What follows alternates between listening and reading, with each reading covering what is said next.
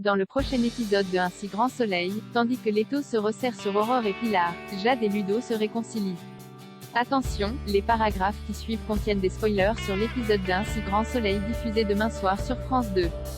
Si vous ne voulez rien savoir, ne lisez pas ce qui suit. Vendredi 29 juillet dans Un si grand soleil.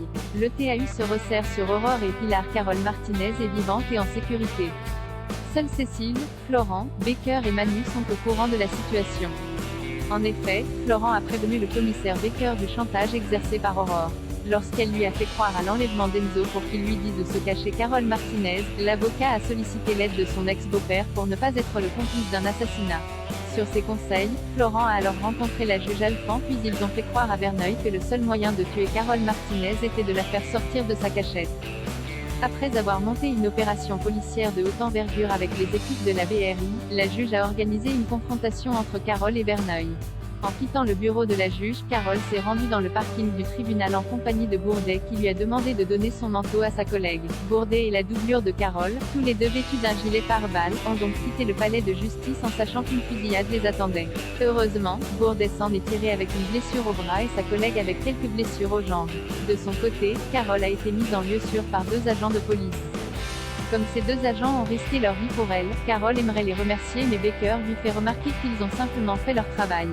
De plus, tant qu'il ne saura pas pourquoi Verneuil et ses complices ont essayé de la tuer, elle devra continuer de faire la morte pour se protéger. Bien qu'elle aimerait mettre Gary dans la confidence, le commissaire le lui interdit. Dépitée, Carole se demande pourquoi ils s'en prennent à elle. Pour Manu, elle a peut-être oublié un détail compromettant sur eux mais Carole ne voit pas de quoi il peut s'agir. Plus tard, Florent contacte Cécile pour prendre des nouvelles de l'affaire.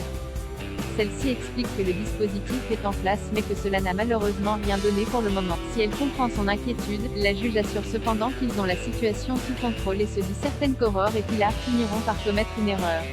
La vie d'Enzo est certes en danger mais elle prie Florent de se montrer patient. La nuit tombée, Pilar appelle Aurore. Maintenant qu'elle a rempli la part de son contrat, elle veut son argent et ce d'autant plus qu'elle a désormais la police à ses trousses. Après l'avoir invitée à se calmer, Aurore garantit qu'à la minute où Rodrigo lui donnera le cash, elle la rappellera. Dans le même temps, les 2 femmes sont sur écoute. Jade et Ludo se réconcilient. Ludo regrette d'avoir quitté Jade. En effet, le soigneur semble d'avoir aussi mal réagi quand il a su ce qu'elle faisait alors qu'à l'inverse, elle ne lui avait pas reproché son passé d'escorte. Alix lui conseille alors de l'appeler. De son côté, Jacques Moore se rend au commissariat pour porter plainte et transmet également au policier le flyer déposé dans sa boîte aux lettres par sa fausse femme de ménage. Comme il espère retrouver les bijoux de sa défunte femme, Élise répond qu'il y a peu d'espoir. Malheureusement, Jacques est dans une situation compliquée. Ne possédant aucune preuve concernant l'argent liquide ni aucune facture des bijoux, l'assurance refuse de l'indemniser. S'il ne trouve pas d'argent pour payer ses ouvriers, il devra mettre la clé sous la porte. Quand il rencontre Laetitia pour parler du sujet, la banquière rétorque qu'elle ne peut rien faire pour lui. En parallèle, Ludo téléphone à Jade pour lui présenter ses excuses. Même si elle se montre froide avec lui, elle accepte malgré tout de le revoir. Pendant leur rendez-vous, ils retrouvent leur complicité. Toujours sous le charme de Jade, le jeune homme admet qu'il s'est comporté en imbécile avant d'affirmer que son activité professionnelle ne le dérange pas. Juste après, Ludo et Jade s'embrassent. Non loin de là, Louis, Marc et Myriam rendent une petite visite à Jacques et s'incrustent pour le dîner. Les voyant inquiets pour lui, le patriarche de la famille leur fait croire que la banque va lui accorder un prêt pour maintenir ses affaires.